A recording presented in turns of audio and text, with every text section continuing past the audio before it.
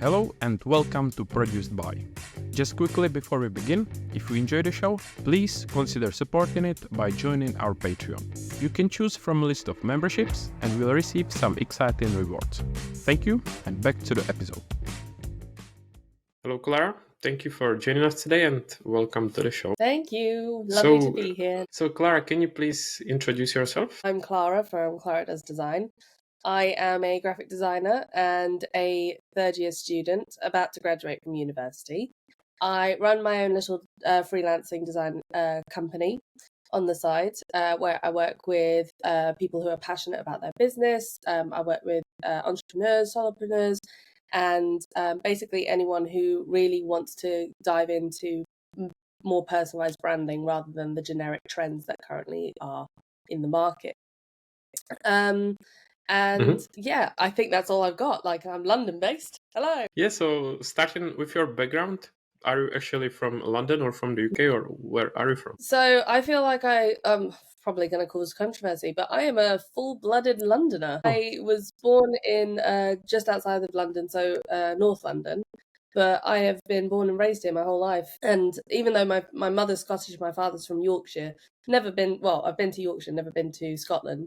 But yeah, no, I've only ever lived for long time in London. So it sounds like you have everything here, or you like it, or you don't really feel like going anywhere else? No. So I have plans to move out of the country. But the thing is that like when I was 18, I moved to Australia solo. So that was me. And I lived there for a year. And that was a great experience. I actually learned a lot about myself in that time. And then when I came back home, I started to fall less and less in love with London. And especially as, like cost of living and everything has gone up. And most of my friends, like my close friends, have moved out of London now. So I'm thinking, right, it's coming to the point where I'm going to need to move out of London too. And that's kind of why I started my freelancing business, because I would love for that to be my full-time income, my full-time job, so that I can just do it from anywhere and I'm not bound to a desk or a location. I could just sort of like hop on a plane and be in like Thailand or, I don't know, Hong Digital Kong nomad. somewhere. Yeah. Yes. Although saying that, I would love to be a digital nomad that's stuck in one place, which is warm and sunny. Oh, yeah.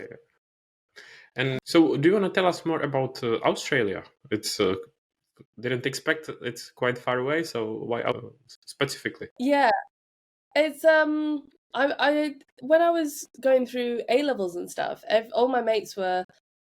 To be brutally honest, I didn't think I'd pass.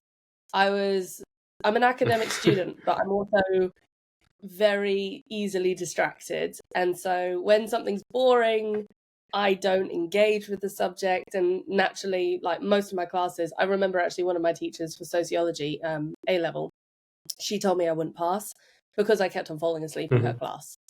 Like I would fall on head on the desk. Was it that boring? It was. And the worst thing is she had a really soothing voice. And I was like, I love ASMR sounds. And so when I hear someone who's got a really soothing voice and it's like a quiet environment, like there were only 10 of us in the class. So I was like, shit, I'm going to pass out. I've got nothing to keep me awake here. And anytime I did try and keep myself awake, I would be drawing, doodling, using my artistic skills just because that would be entertaining for me for that hour of my life. But no, so when I was going through A levels, I remember thinking all my friends were like, oh, I got into this university, I've got an offer from this uni, and I was like, I've got no desire to go to university because I have no idea what I want to do. Like at 18 years old, I was thinking, I just want to get out, I just want to travel, I want to see the world.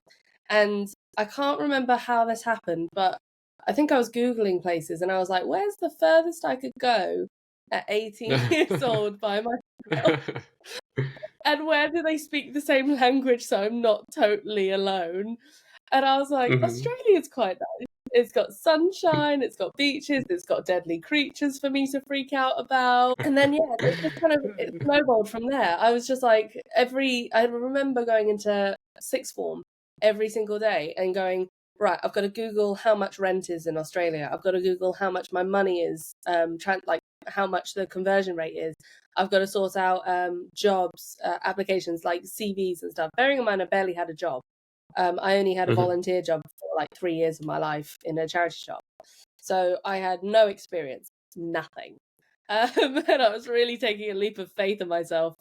And then bought the plane ticket, and I don't know. I remember, so for the first month that I was there, I was with my best friend, and we were traveling around, and it was a lot of fun. We toured the East Coast and stuff. And then I remember being at the airport, and the realization hit me. I'm about to live here for a year by myself. I'd never done anything like that. I was like, I looked at my friend and I had a breakdown in the airport. I was like, please don't leave. I'm so scared. I don't know what to do with myself. And she was very sweet. And what city or area did you go specifically to? So I lived for the majority in Adelaide, so that's South Australia. And then I moved to each of the states pretty much every couple of months. So I started off in South Australia for, I would say, about 3 to 4 months. And then after that, I'll be honest, I was in a depressive episode when I was in Australia to begin my trip, because I was just so out of my comfort zone, but not in a place where I felt comfortable and able to be myself and express myself. And I didn't know what to do. Like, I had no idea what to do with myself, because I've been brainwashed by school for years to, study hard, get the good grades, and then I had nothing else to my life, and I was like, crap, I've got nothing here. But yeah, so that sounds like a great experience that you explored the whole country. It was. I met some really awesome people, and I had some amazing I've got some amazing sunsets in my head. I never took pictures of them because I was an idiot, and I just wanted to live in the moment because that was the time. I really had an amazing experience going to each of these beautiful states and meeting really crazy people, but really cool people at the same time, and just sort of getting to know the country. I remember not appreciating it as much when I was there. And now when I look back into, the old database of my head, I just think, you know what, you were such a privileged person to just go to each of these states with like a couple of $100 in your pocket and be able to stay there for a month at a time or a week at a time, whatever. And you saw some amazing stuff, did some amazing stuff as well. Like, it was insanely beautiful. And I wish I was there now, because it's miserable and grey in the UK. Oh my God. Yeah, tell me about it. I complain about it almost every day. But I was just going to say that I think that's something I can relate to, that sometimes don't appreciate something in the moment, but then looking back at it, I feel like how much appreciative I should have been, and that I had a great opportunity and actually a great time, but don't always experience it in the moment, as you said. I've got a brat syndrome in my head. Like, at the time I'll be like, oh, I'm complaining about this and that, and then like a week later I'll be like, why were you complaining? You were having a great time. Like, stop complaining. Yeah. And looking back at this experience, is that something that you would do again, or you would recommend other people or even students in their, when they are 18 to do as well? I think, looking back on it, I would do it again, but I would do it differently. But that's obviously, hindsight. And if I could recommend anything to an 18-year-old, I would recommend not going to university immediately and getting out there and seeing the world before you commit to a 3-year degree. And I say this not because I don't necessarily agree with the university system, even though I am a student. I just think for some subjects you don't necessarily need to go to a formal education for. Like, you could happily get internships and things like that. But I would definitely recommend that any 18-year-olds, confused about what they want to do, and parents pushing them into further education and them not really being sure, I would highly recommend going and traveling and just seeing another culture. Because when I was 18, I was a totally different person. I was shy. I didn't want to come out my shell. I was very reluctant to experience new things. I was very closed-minded. I just had all these chips on my shoulders, just to stop me from being a personality that I am today. Had I not gone to Australia, genuinely, I don't think I'd even be in a position where I am today, where I'm thinking, oh, I want to try all these new experiences, or I want to give university a shot later on in life, or I'm going to start a design business, like all of this Yeah. stuff I would have never probably have done had it not been for me getting out my ultimate comfort zone and getting away from everyone that I know to properly develop who I am. Because I genuinely believe, like, when you're growing up, you have your perceived version of yourself by your friends. You've got the perceived version of yourself to your parents, and then you got the perceived version of yourself to education, or like anyone that, like, strangers essentially. And that version of yourself that's just for you, I think personally that that's not necessarily the same across the board, and I think that's sort of like pushed to a side. And then when you're away from all these external influences that you've had all your life up until the age of 18, you start to really figure out who you are and what drives you as a person. And that could be something like a weird hobby that you love to do that everyone else might have thought was like, oh, what are you doing? Like, for me, it was knitting. I loved knitting and crocheting when I was younger. And I used to get all the time, like, you're an old lady, what are you doing? Like, that's such a weird thing to do. And, just like, even just some of the character designs that I did when I was younger, like, some of the stuff is absolute. I look at it now and I'm like, whoa, that's kind of insane. But at the same time, I can appreciate like where it was coming from. But if I showed any of my friends back then, or my parents, they'd think, you need therapy. You need therapy. And I was like, just needed it. Yeah. It's again something that I feel like I can relate to. That when I moved to London, such a big difference and similar experience to when you moved out of London to Austria, to a completely different place. And if there was someone who wanted to do kind of similar experience of moving somewhere far away abroad, what are some maybe tips and tricks you would recommend to focus on? Maybe something you would do differently? Tips and tricks. Definitely have a better understanding of how much you're going to spend when you get there. Because I was like, I'm not going to spend a dime. I'm going to be super savvy. I'm going to, have bags and bags of money. No, always think the opposite. Think, like, start from day one. Are you going to go out for breakfast? Yes. You're going to pay for that breakfast. Are you going to have a coffee during the day? Probably. Pay for the coffee. Just sort of plan it a bit better in your head. And I think reading up on the touristy hotspots is great and a good way to understand the layout of the land, maybe a bit of the cultural history and stuff.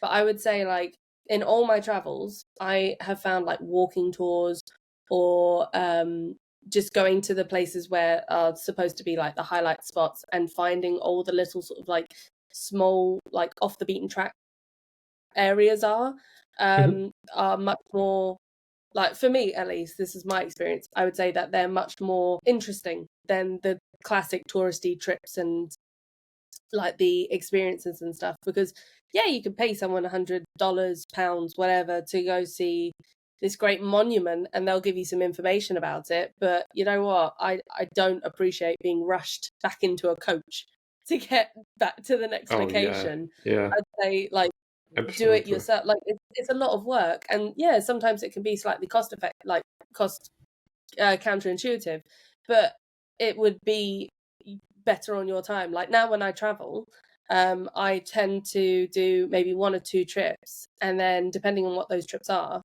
I go back to where that place was, or I make a mental note in my head of like, oh, I want to go see this, or just anything where I want to sort of like deviate from the chosen path, because there's something that I want to find that's a bit more interesting.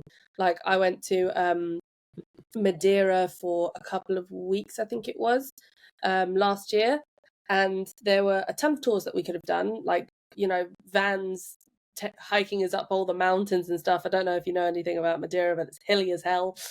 Scary hilly. Like, will break your car hilly, first gear hilly. But when me and my partner were going, there were lots of tours and stuff, and we did sign on for a couple of them. But for the majority, we hired a car and we did it ourselves, and we found all these paths, and we'd find stuff that, like, it was on the map, but we just wouldn't have known about had we not explored. And so like, and the beauty of that was like every time we saw something that we wanted to do, we could stop and we could get out and we could park and we could explore the area. So I definitely recommend that if you're going traveling, if you're doing solo, anything like this, within reason of safety and everything, don't be an idiot. You know, just really try to sort of not necessarily follow the touristy herd, so to speak. Yeah, that sounds great. There is nothing more annoying when there is a crazy queue of people and you are just waiting to take one picture, and then behind you there is loads of other people waiting to take a same picture. And yeah, I can agree with this. I had that during lockdown. I went to Snowdon and we got to the top of Snowdon, and because it was a really hot sunny day, lots of people hiked up. There was a queue for at least, I'd say, the majority of the train ride that you get when you go up Snowdon. You could get a train or you can walk it. We walked it. And there was a queue that was basically going all the way back to where the train ride starts. And me and my partner looked at each other and we were like, we're not waiting in a sodding queue just to say that we got to the top of Snowdon. We got to the top of Snowdon, but we didn't take a picture at the plaque at the top. So we were like, can't be bothered for that. Yeah. I can relate to it, and I hate it as well. If you want to boost your online presence, check out our digital marketing agency called Trailblazed. You can also enroll in our Skillshare course called the 10 Tips on How to Succeed in Your Creative Career, which was inspired by the podcast. Lastly, make sure to subscribe to our weekly newsletter called Creative Spotlight to stay up to date with the show and more. Links are in the show notes. Thanks. So before, Clara, you said that you also wanted to go to Australia because of some scary or dangerous creatures. So were there actually any that you met, or you had some interesting experience? Well, aside from Outback, let's think. I'm trying to think. Yeah, so when I first arrived, we went to this thing in the Sydney, Australia Zoo. And it's called Sleep and Roar. Well, back then it was. I don't know if it is anymore. But that's basically where you sleep over at a zoo, and you get to meet all the animals that are in the zoo. It was awesome. I was terrified because, like, the first night we got there, me and my mate, we were absolutely exhausted. We could not find this place for anything. And then when we got there, they were like, "Here's your food. Here's your glamping," and we were like, "This is amazing." And then later, they just bring out these very interesting animals, which would scare the crap out of me. So, like, I had a python snake wrapped around my neck at one point, and it was cool because everyone else is there like, "Oh yeah, it's on my arms," and I was like, "No, it's actually going quite tight around my neck." And I was like, "I'm at dinner tonight, fun." And I think there was some spiders there as well, which I just did not want to. I can't boogie with spiders. Spiders scare the crap out of me. And then I'm trying to remember, there were some sort of like lizards. It was quite a while ago, so you can't quite remember all of this stuff. I do remember the next morning though was awesome because I got to feed giraffes, and so I was in their pen and I was just like feeding them all stuff, and their tongue. I don't know if you know about giraffes' tongues, but they're like really isn't it long like and very gross. gross? Oh, Lord, yeah. Yeah, it's just huge, and it just wraps around you, and you're like, okay then. But yeah, I'm trying to remember all the stuff I saw. I saw dolphins. I've never seen. Did I see a crocodile? I might have seen a crocodile. Yes, I did, and Tasmanian devils as well. So, like, I had quite a good sort of mix of wildlife, plus the huntsman spiders, which absolutely devastatingly scary. Never want a huntsman spider in my life around me ever again. I will need to Google those. I don't know what it is, but I can imagine something scary. And the thing is, they're scary, and the thing is, if they're pregnant and you try and kill them, all their babies pop out, and they just fall everywhere. Oh my god! Yeah. And the worst thing is, huntsmen, they love dark, damp places. They love to sort of hide in there, and so and they're like this big, which is like the size of my fist. They can get to that big. And I remember I was in my the place that I was staying, and I had a huntsman behind one of the pictures on the wall. And I went to bed. I thought nothing of it. I was like, "You stay in your corner, I'll stay in mine." But I forgot that I sleep with my mouth open sometimes. because I snore. Oh my. And so I woke up just randomly at like 2 a.m. or something, and I switched on the light, and the huntsman was right by my bedside on the wall, just getting ready to roll in. And so I thought, you know what? Maybe he was just going for a midnight stroll. I swapped to the other end of the bed, and again, I woke up a couple of hours later, and he was on the wall opposite me, getting ready to jump. And I was like, "This is not happening. I am not sleeping for this evening." I told him It Bob. sounds He was very terrifying. occupied. It was I awful. don't know if someone will want to go to Australia after listening to this. I mean, sun, sand, some lovely people as well surfing. I think they'll still go. It's the Yeah. price you pay with Australia. Yeah. So then, when you came back, what were your next steps? Oh, next steps. So let me think. When I came back, I was pretty miserable being back because I was no Yeah. longer in this beautiful place. And I remember thinking that I just need to get a job. I need to save up money because when I was coming back to the UK, I didn't have a plane ticket back. I had to ask my parents to sub me the cash before I could, and then I'd pay them back. So my first paycheck when I got a job in the UK was literally just to pay back both my parents. I was like, "Here's the money. I'm square with you." But I remember thinking, I need to get a job. I need to make some money to replenish what I'd lost. And I also needed to figure out what my next step was. But the thing is that it was weird because when you come back to where you were all your life, when you come back after having an experience where you opened up and all this stuff, you end up going back into your shell quite quickly and without any sort of thought into it. It was just like I walked back into the house and I suddenly became a bit more quiet and I was a bit more reserved about my thoughts and stuff. And you know, to my mum and dad, they thought, oh, she's changed. You know, she's got an accent and she's a little bit more outspoken. To me, I was like, I've been muted. I've been like someone's found the volume and just gone all the way down. So yeah, when I came back home, I got a job in a bar. It was a terrible bar. It was actually there was conspiracies to say that it was run by some form of mafia in the area, and I was like, fair enough. Wow. It didn't last long. I think it only lasted another year after I worked there. So I was working jobs which were just bartending. I didn't have any other qualifications. I didn't actually have any sort of belief or confidence in myself to go for anything high. And then in between that, I was going on trips every few months in that working year. So I'd be going to like Barcelona with my friend. I took my mum to New York for her birthday, which was nice.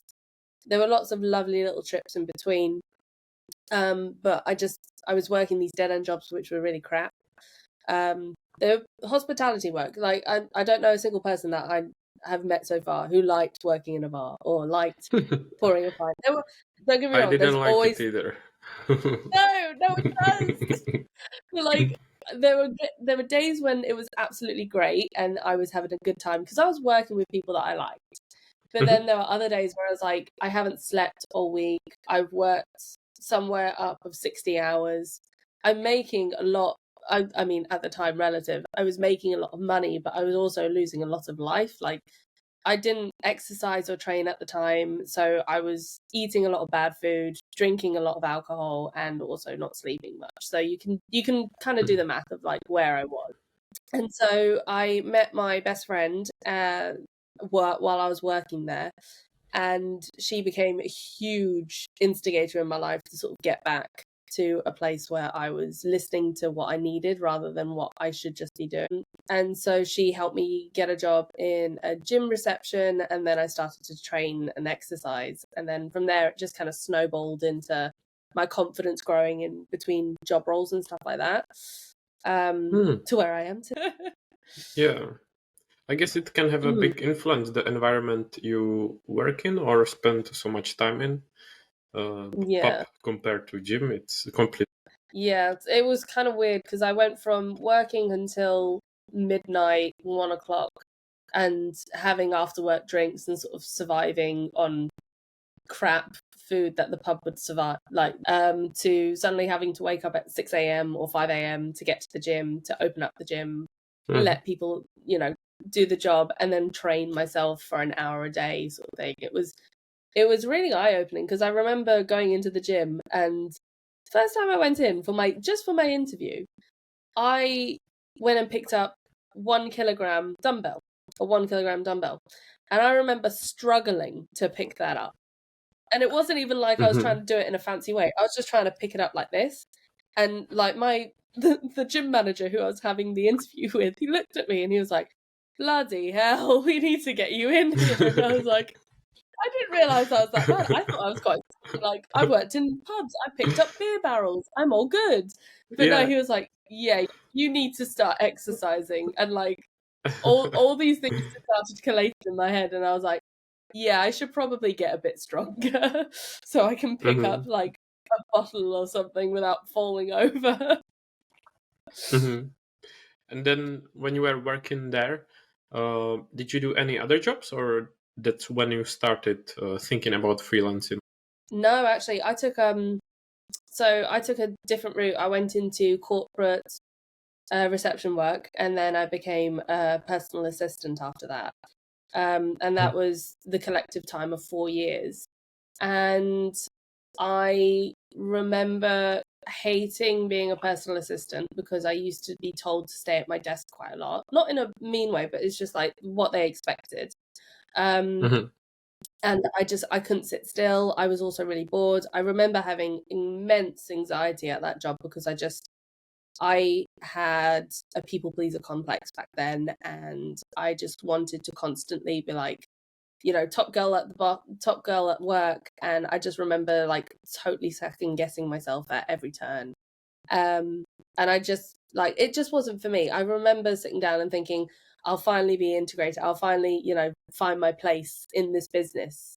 And I just couldn't. I just couldn't feel like at home. I felt like I was totally on edge. And it was shortly after that I realized that I needed to change my entire career. I needed to change something up, because I was like, if I work as a PA, I will always be a PA, and I will never get out of it, and I will never be the creative person that I want to be, or the creative person that I actually am. And so I decided, it was really random. I remember sitting at my desk and I was just like listing all the possible things that I could do, where I could travel and still like indulge my creativity. And I just thought, well, what about, training up in something that you've never done before? And I remember in college, I was really good at product design. And like, I've got like an inventive, I guess you could say it's an inventive mind. I just sort of think of like, oh, well, surely there should be this contraption to help with this, or, like it was, and then it was nurtured by the degree, the school to, push me into like thinking a bit more outside the box. And university just sort of like got written down, and I was like, maybe I should think about, now that I'm of a specific age, like I was in my early 20s, so I was like 22 or 23 when I was thinking about this stuff. And I wrote it down. I turned to my mate and I said, I think I'm just going to go to university and figure out what I'm going to do, because I can't figure it out.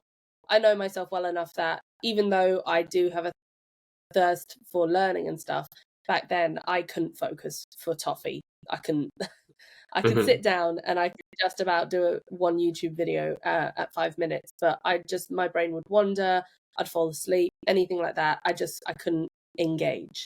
So I was like, right, I've got to be in a place of learning. So that's when I started to think maybe I should go to university.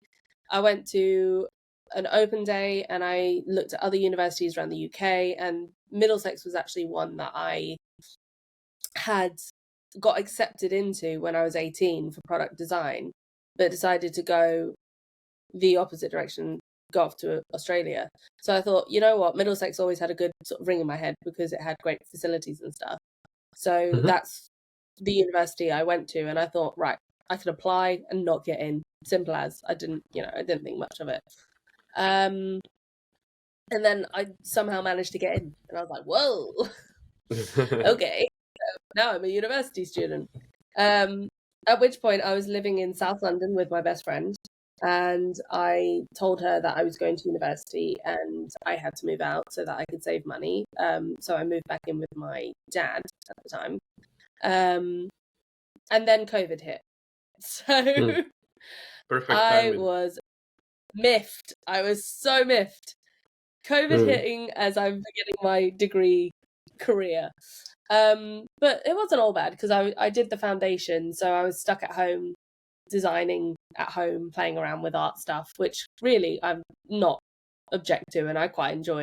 But yeah, I then sort of like carried on my degree, and I think it was during my second year I decided that I wanted to do this for my career.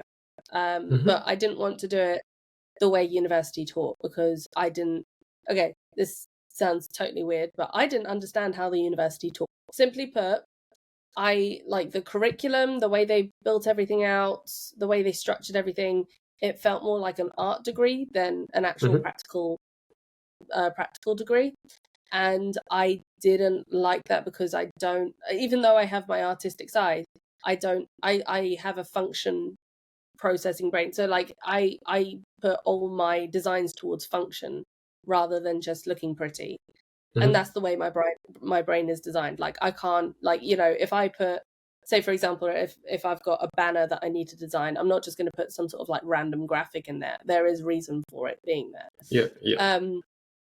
And the way they were trying to make it like feel out the curriculum, it was more like, you know, it had to be an artistic kind of thing. Yes, everything had to have a reason for being there, but at the same time, it just didn't make sense why I was learning this as a graphic student, and not learning more of the fundamentals of design.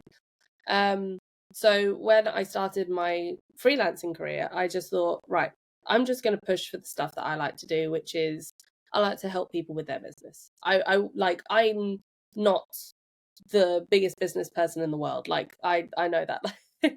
Such a good confession, isn't it? You know what? If I could help someone who's quite like me and doesn't know where to start, then I think that's a win for me. Like if I can help you feel confident in what we're doing and like confident in showing up for your brand or your business, or like, you know, say you have a banner or you have like a document that you want to design, I want you to feel confident showing someone that. I don't want someone to be like, oh, you know, here's my business card, but I don't want the but to be in the communication, you know, like here's my business card, but I'm having it redesigned, but it's only a first draft. But you know what I mean? Like I don't like that for myself, even though I am the world's most famous for unfinished projects for myself. But I want to be that person for someone else to be like, it's done. This is who I am. This is who I am, and it's got a purpose to it. And that's kind of why the freelance thing came into all of that. So even though I am graduating this year, I want that freelancing to be my sole purpose, because that's what I care about. That's what I want to put in, that's what I put energy into. That's what I want to do forever. Like I just want to help people. And if that also translates into different things, great. If that like even if that translates into a free conversation, I'm like, yeah, cool. Let's have a chit chat about your business. I'll give you my advice for free. I don't care. You want to do what you want to do? Great. I want to help. That's all I want to do. No, I completely agree.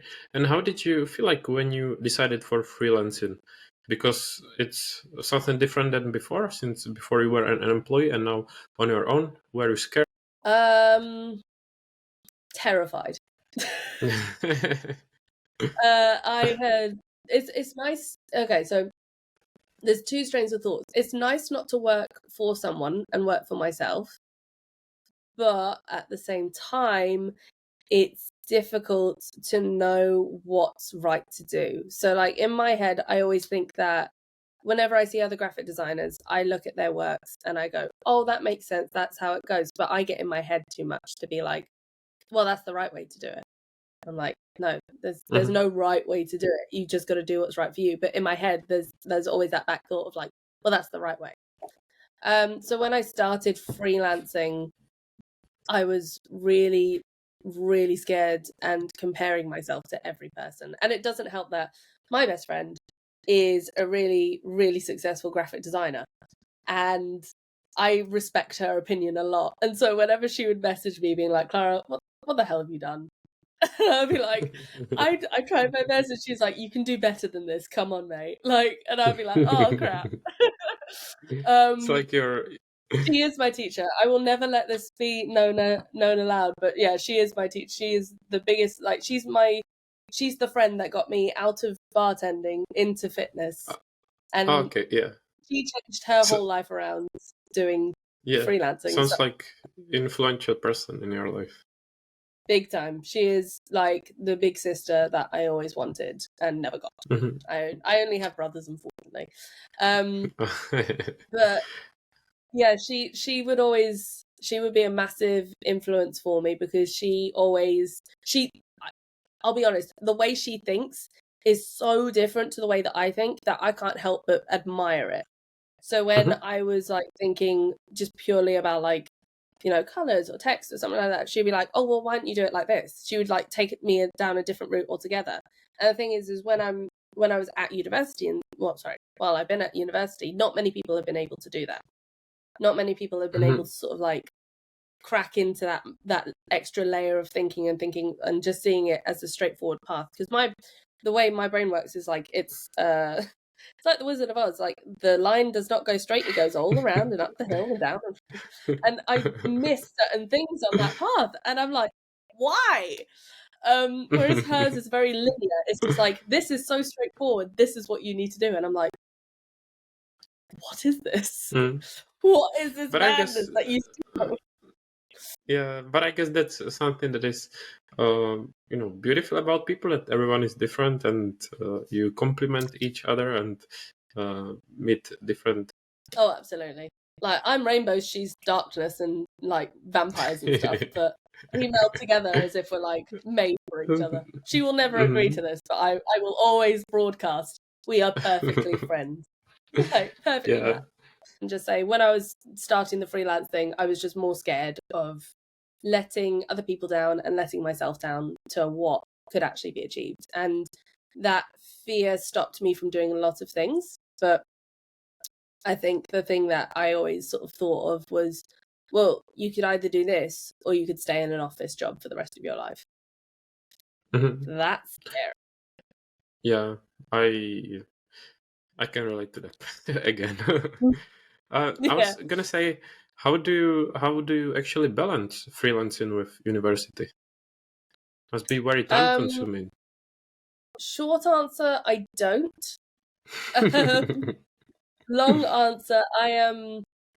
So since starting freelancing, I have tried my very best to just give myself the opportunity to balance everything. But I realized that, like, one thing that university doesn't sort of prep you for is working with clients and working on numerous outcomes and things like that. Like, they tell you, university is like, oh yeah, we expect these things from you, and that's fine, but like they don't actually give you some of the tools to actually get to that point, you know, like for example, like I've had to learn quite a lot on my own and develop certain skills so that I can actually manage both. I will say this, since I've hit third year, I've calmed down on the freelancing side of life, because I know that this is my final year and I've got to really, I want to graduate. So I'm pushing for more focus on my university work. But at the same time, like when I have worked with clients and I've worked in the university, worked on uni work, the thing that I needed to develop the most, which was not any design skills, it was not any special extra education, it was process management. And that's the thing that people are like, I know, because I've done it myself. I glazed over process management when I started freelancing, and it screwed me so bad. Like, I would have my university submissions and I'd think, oh yeah, well, I've got all the time in the world to do them. It's easy. And then I would have clients like, oh, fine, I can just be wishy-washy and all this stuff. And after a while I realized, oh wait, I've got no structure, I've got no process, I've got no like automation in any of this stuff, which means that I am now working twice as hard to just make it work just make it work in the end, like have the outcomes and stuff. At which point I was like, right, okay, I need to take a step back, because I can't be putting out work. I can't be having my reputation on the line as a freelancer where I am not, for example, I'm not updating them about their work all the time, or I'm not telling them what I'm doing. I'm just happily sitting behind the shadows and being like, ha ha ha, I'm working, but I'm not telling you. Like, people want to know, people want updates. And the same for my degree. I was there, saying, oh, well, I'll do it at the weekend, or oh, I'll do it then. And my tutors were like, look, we need to know what you're doing and when you're doing it. And I was like, no, you don't. And the thing is, when you're creative, you're like, oh, I'll get that inspiration immediately. But the thing is that if you've got no processes in place, that inspiration always comes last minute, and you're then freaking out about it altogether. And I know this because I've done this for many years. So now I've got... It's not as easy as one thinks. It's really not. It's really not. So now I have processes in place to, for example, a client wants a logo designed by me, for example.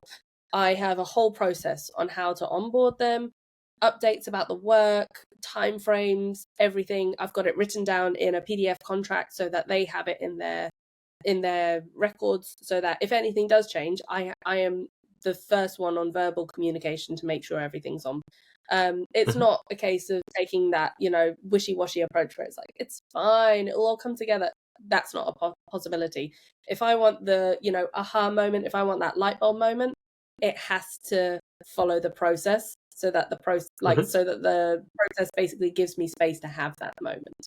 And the same with the design university stuff. I have to have that. So when I started, balancing the pair of them was terrible.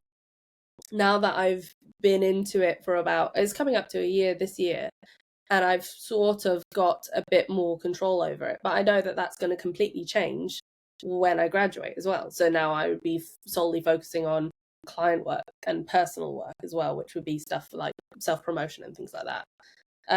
But yeah, if I could give any advice to anyone, processes, figure it out, think about how your client thinks, think about how your university or other things in your life think. Don't skip it. I skipped it. It hurt. That sounds actually like a great advice, and something that it will be a big takeaway for me from this from this recording as well. So it's a great one. Really? Do you feel like you don't have any processes in place, or?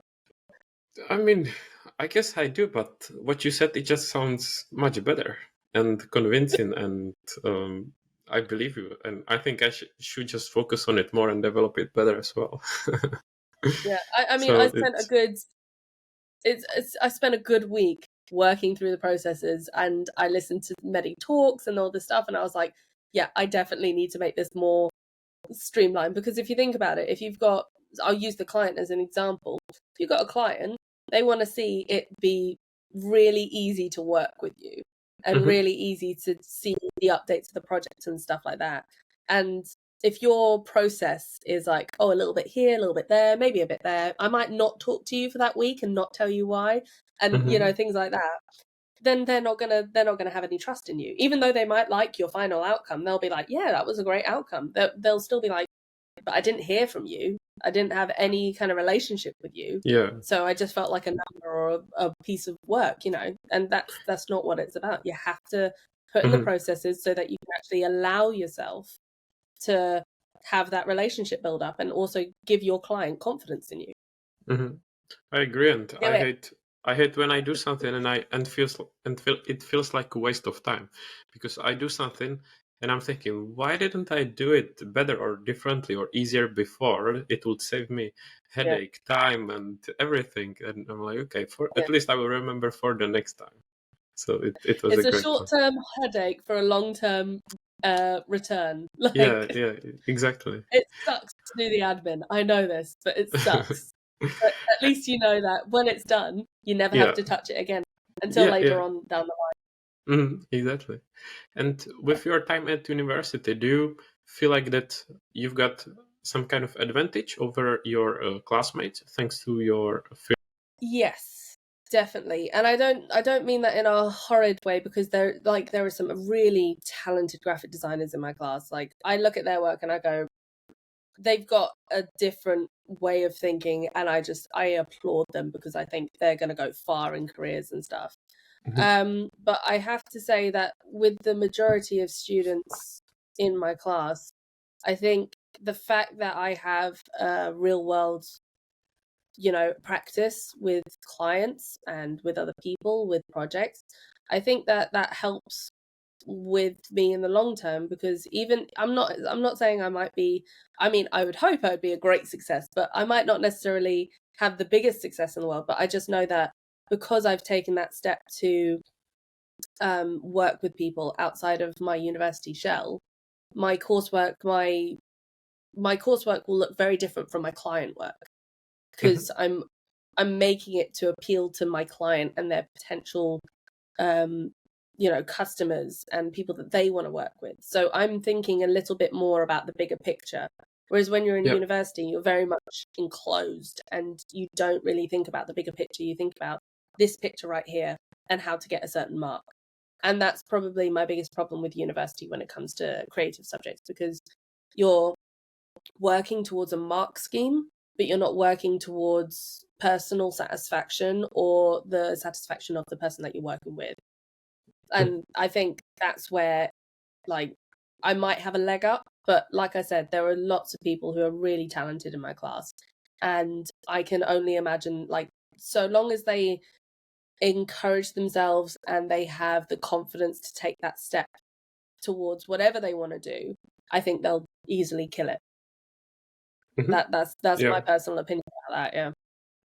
Yeah, I think it sounds great. And even looking at back my times at university, it's great that you already have something that are you working on, that you're already working on your career, and you don't end up finishing uni and being like, okay, what now? Now I'm going to send applications and wait 4 months and I don't know what to do.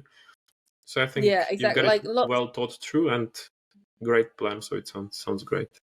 Yeah.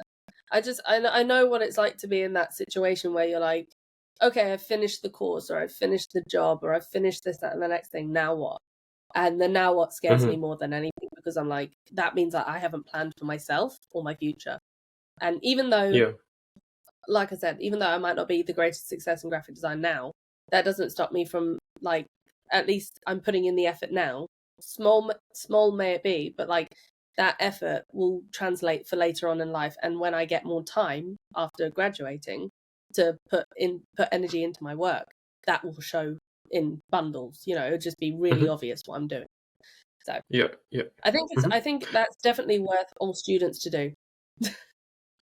Yeah, I hope a lot of students will listen to this and will see this as a example and learning lesson, kind of to prepare better. And or they might write it off and be like, I don't need that, I'm super. In which case, cool, give me a shout. And then and then once they graduate, they'll be like, okay, they knew what they were talking about and they were right. I'm got Clara an email, because this sounds very familiar and I don't know what to do. Just like yeah. And out of curiosity, what is the final project that you are working on? So this is kind of controversial. But my final major project is about the inadequacies of university. Oh, wow, interesting. Yeah, so I'm not saying that university should be written off as a form of education at all. I think if you want to be a lawyer, doctor, any of those, high-powered, really needing in-depth education stuff, I think it makes lots of sense. And the same for anyone who's going for a master's, if you want to further your education. But when it comes to university as a whole, I just don't think that. I think it's more of a numbers game and money game than it is an actual form of education now. I think that's reflected from a lot of teachers as well, because, they're not on full-time contracts. They're protesting at the fact that they just want more stability in their work and everything. And so my final major project is basically about how we are sold the dream of university being this amazing opportunity for students to like progress themselves into a different career, get that higher paid job, have an amazing 3 years or 4 years at university studying, you know, you go out partying, you have the social life and stuff. And that was the case back in the day when there wasn't a cost of living crisis and when university wasn't costing $9,000 a year. And my biggest problem with it is the fact that we're telling, because I've represented the university quite a few times and I've gone to higher education fairs, and I genuinely feel like I am lying to students about what university life is like, and also what their prospects are post university. Because I don't like, unless you've actually lined a job up for yourself, like we said, you know, you work on your personal brand before you leave university, you're more than likely to get a lower entry job in something that you don't care about, like bartending, waitress, admin, anything like that, which is fine. But at the same time, like, university promises that they will push you further into the future, push you further in your career, and it's not like that. And then while you're at university, you're actually accumulating a lot of debt to be in a place which actually doesn't really do anything to promise that. You know, it's not like I shouldn't say promise, but you know, it's a case that I feel like we're selling people a false reality.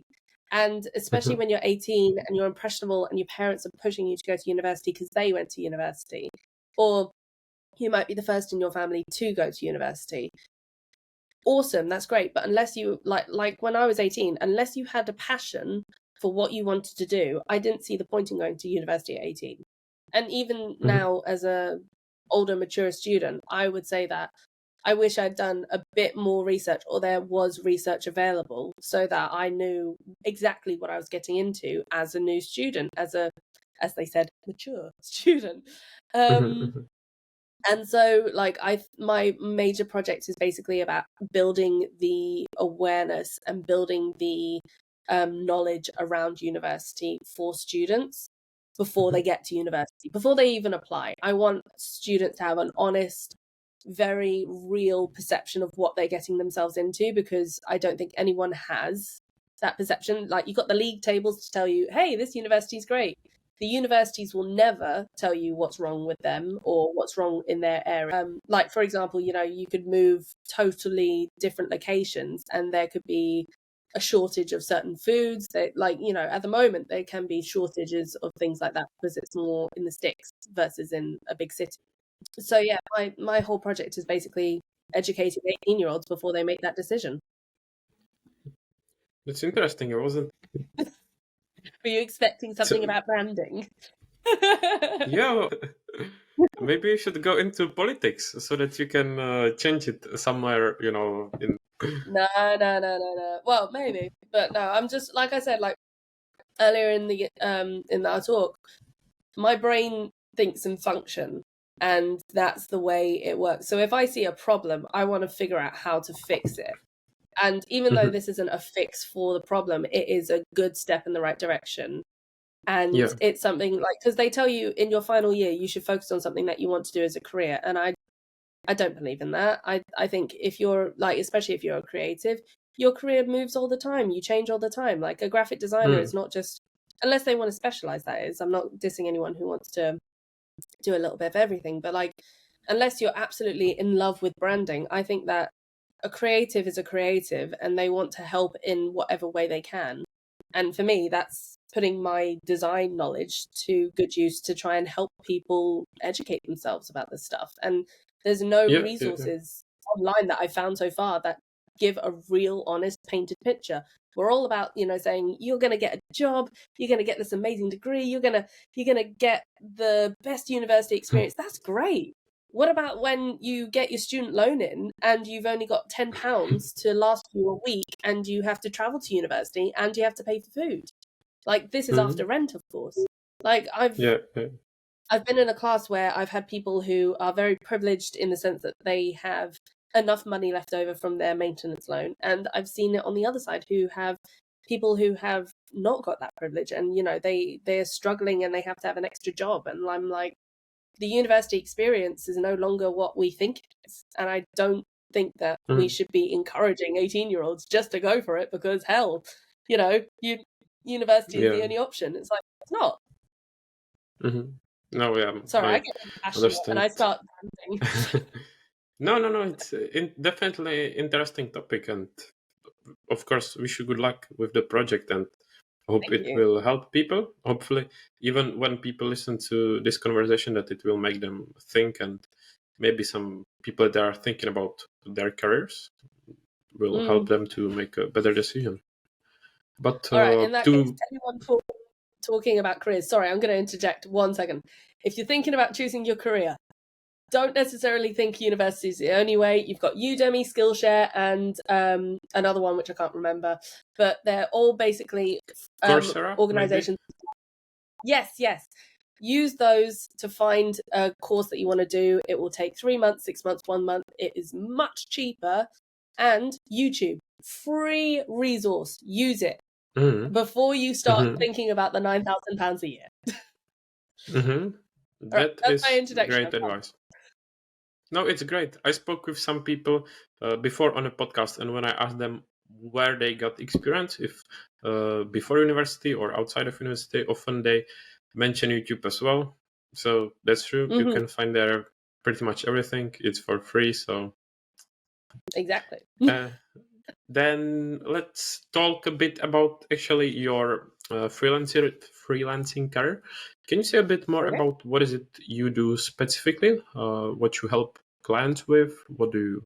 Okay. I made the face, by the way, because I feel like I've got a long list of things that I do for people, and I always say it, and it overwhelms me. So I'm going to try and break it down into small. You can say it somehow so that you sell your services and paint yourself in the best picture. Flicks the hair away. So I am a graphic designer of all trades, and it sounds stupid because the phrase is, you're a jack of all trades but a master of none. But the things that I specialize in, I design logos. So that sounds like easier than it is, but I basically design your starter logo so that if you're a new business and you're not really sure about investing in a lot of things fast, and you don't want to invest, or you don't have the budget for investing in a big project, it's basically perfect for you to sort of work with me, and we can still design a beautiful logo that's not going to be something that someone created on Canva. It'll be personalized to you. And I like to go that little subsection further and really get into the depth of your business and who you are as a person, so that whatever I create, it's not going to be like on the dose, like it's not going to be like say you have a coffee shop and I'm going to give you a coffee cup mug logo. It will go a bit further than that. Okay? Yeah. So I design logos. I work on people's branding. I really love working on someone's branding because it basically fleshes out the entirety of someone's brand. I love to ask the big questions like, who are you? Why are you doing this? What is the future of your business? Do you think about, like, most people don't think about these things. They think about the here and now and maybe in the next 6 months, but they don't think about the long run. Like, have you got a specific client that you're aiming this towards? Is it something that you're wanting to last for 10 years? Is it something you're wanting to last for a year? Is it something that you might want to develop into other areas? Questions like that sort of get me thinking for you, because I love to see people's work develop beyond just the here and now. I also am an illustrator, so I do a lot of personalized illustrations. At the moment, there is a series on LinkedIn that I've done of people's branding as the LinkedIn logo. So I did this when I was at a networking evening. That it was a panel talk, and I just suddenly, I don't know what it was. Someone said something about LinkedIn and how it's basically like their home, and my brain just went click. And I was like, imagine everyone having their own LinkedIn logo, but in their style of branding or with elements of their logos and stuff. And so that's what I did, and that's actually that's taken off quite a bit because people quite like the idea of having something personalized to them. but still using the, still linked to the platform, but it's, for them or for people to recognize. And that also translates into character design and just generally a illustration of characters anyway for anything that you want to do for presentations.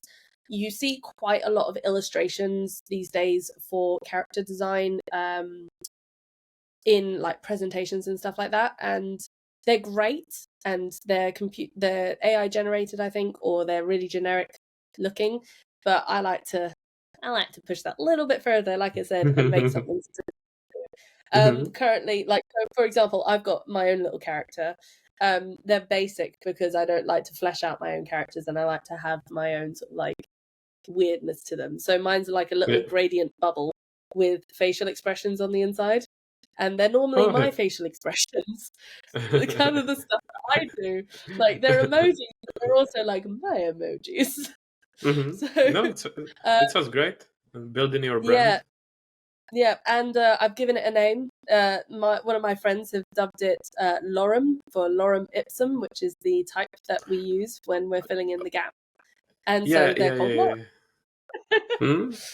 That's smart. So those are my top 3, I would say, that I sort of like promote in my freelancing. But I also do like a multitude of other things. I work on lead magnets, slide decks, branded documents, booklets, book cover design, the list goes on. Like I said, like when I tell someone my list, they're like, you need to cut this down. And I'm like, I like my list. Because I have this thing where I like to work on not so many different things, but I like to have a diverse portfolio. I like to get involved with your business in the sense that I like to create things for the sake of creation. I love to push the boundaries. I had a logo client from ages ago, actually last year, and working with her, you could, like, I was talking to her, you could tell the passion she had for what she was doing. It was oozing out of her over camera. Like it was amazing to be, it was intoxicating to be in that present. It was fantastic. And because of that, I feed off that energy and I just start working. So even after we finished her logo, I created mock-ups for jumpers, and then I got really inspired one evening and I just decided to do a stop motion animation of her logo being created. And I sent it to her and she was like, this is sick. she doesn't it's nothing like that, but I get a kick out of helping people who are really passionate about what they do. And I know that if I do these things, they will see and appreciate everything that's being done, because they know that, they might not necessarily have the budget, or it might be their first time investing in themselves. And the last thing you want to do is be working with a graphic designer who doesn't who just sees you as a number and just wants to be like, yeah, of course, I get paid and all this stuff. And I'm like, no, man, that's not for me. Yeah, get paid and just move on to the next one. Yeah, exactly. Like, what is the point in that? Like, don't get me wrong, we're all here for the payday. We're all here to get an income and everything, but at the same time, like, you want to be making sure that you're working with someone who actually understands your business and understands you as a person. Like, it doesn't need to be like a whole girly sit down or a chit chat with cups of teas, glasses of wine, where we're talking for hours on end. But it is just a case of seeing someone's passion for what they do and actually translating that into graphic design and into the things that they want to do, because that's essentially, that's their livelihood, that's their life. Why would you not bring that in? Why would you just sort of like bypass? It's like, if I put myself into their position, I wouldn't want to work with someone who does that, just like a corporate work, but rather to develop some kind of relationship, enjoy working on it, spend time on it, and build it together. So in turn, it does help in the long run, because then they're really what's the word? They're really trusting of you, and they want to work with you for everything in the future. It just makes more sense if you're going to be passionate about what you do. I was gonna ask you if you advertise or build your brand name as Clara does design. Yeah, so I do advertise as Clara does design. Full disclosure, I did this without much thought.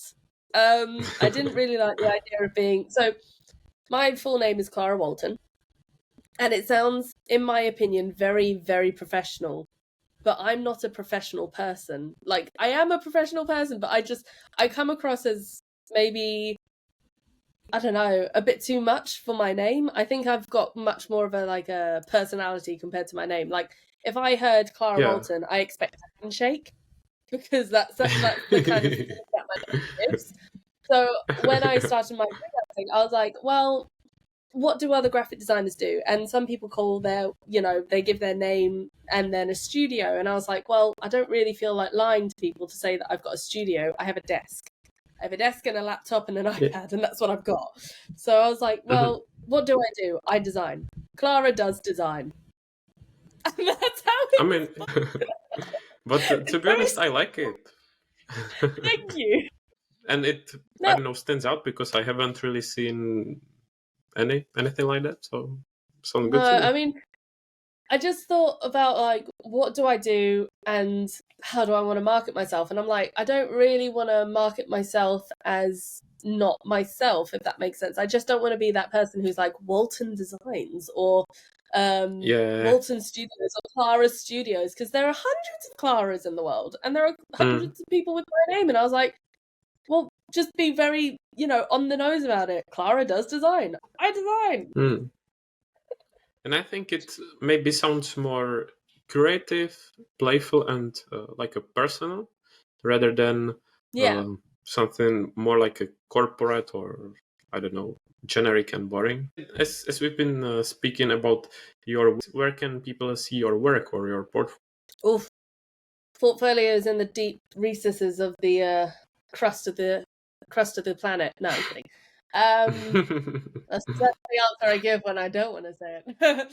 No, so at the moment, I would redirect people to my website. However, it is currently under construction. It's the old website at the moment, and I'm still updating it because I'm progressing so much in like my offers and what I do for people. So you can see some stuff on my website. My portfolio is up there. Don't judge me for the website though. But aside from that, We've got I have. Okay. I feel like I'm gonna suddenly run to my website and launch the new version that I was doing, but fine, it's cool. So if you want to see my portfolio, you can catch it on Instagram. My Instagram is clara.does.design. Sorry, that's designs with an S. I had to catch my breath there. And you can also find me on LinkedIn. I'm just Clara Walton on LinkedIn, but I do have a freelance for Clara Does Design, but you're probably more likely to find me on Clara Walton. My portfolio, I don't tend to just put out there. Like, I've put out some bits and pieces that I've done in the past, but I haven't launched my new portfolio. So if you do want to see it, just message me. I'll send it to you. But certainly, yeah, that is the grand scale. You know what? Now that you've said it, I'm going to put it up online today.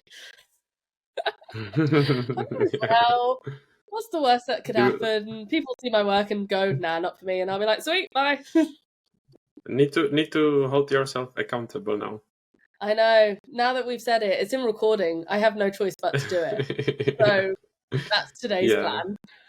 I was gonna, do coursework, but now you've just totally derailed me. I have to go the opposite way. Can do it later. And are you still looking for new clients if someone wanted to work with you? All the time. I am supremely busy, but I always have time to look out for new people who need help. I have there's a form on my LinkedIn that you can fill out and I can schedule in a one-to-one. And with that, I can basically get a bit of a scope of what you're after, like what you might need from me or what you are intending to do. At the moment, so as of Thursday, I will be in Thailand for 3 weeks. Wow. Yeah, just before she submits all her work, she just decides to run off to Thailand for 3 weeks. That sounds amazing. Jealous. Yeah. It's actually going to be insanely cool. I'm really only going to go see my best friend who lives out there, but it's just a nice little opportunity to get a trip. And I was like, well, if I'm making that trip, I may as well go for 3 weeks. So, yeah, as of Thursday, I will be in Thailand for 3 weeks. So the time difference might be a little bit crazy. But at the same time, if you fill in the form on my LinkedIn, then I can happily, work around the time schedule and work it in there. Full disclosure, I am actually fully booked for, let me see, till the middle of April. I am fully booked. So I won't be actually taking on any new projects until later April time. I know that sounds a bit weird, but it's just like from the time frame that I'm currently in, I was like, I'm in April. No, we're in March. So I was looking at the calendar and was like, but yeah, so from the middle of April onwards, I'll be taking on new clients. So if anyone wants to like zhuzh up their branding, take it from nah to hell yeah, that is all me. Yeah. Here for it. I'm here for the win. I will make sure to add the link to the show notes. And as we will be finishing, Clara, is there anything that you would like to add, or some final message, or something that I should have asked and didn't ask you? Yes, you didn't ask me how I was. No, I'm kidding. I did before the recording. Yes, you did cover this in the pre-chats. Is there anything else I want to add? I guess I want to ring home that my points about education and my points about freelancing, and I will say this now, even with all the education that you go in for, whether it be university, courses, college, whatever, confidence does not come with it. You have to build it yourself. You get confident in one area, but when it comes to transferring that into freelancing, confidence does not transfer immediately. So I would say build your confidence slowly, but progressively, and believe in yourself when you do it, because it is terrifying when you start. But you get into it. You get into a rhythm of the motion, and that's my piece. I'm saving my. That's me. That's me done. Yeah, I think that's a great piece of advice to finish with then. So thank you very much, Clara.